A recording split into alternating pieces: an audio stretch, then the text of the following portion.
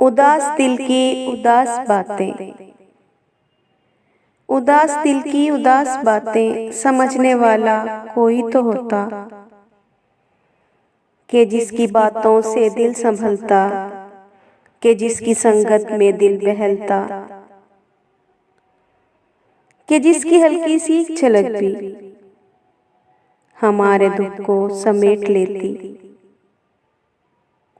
फलक से खुशियां उड़ेल देती,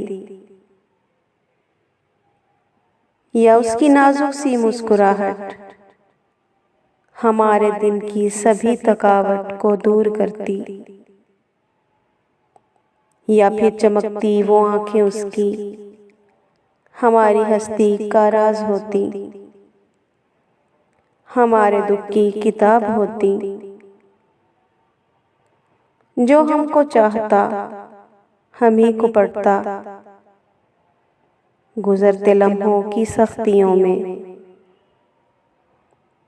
गुजरते लम्हों की सख्तियों में कोई तो नाजुक मिजाज होता,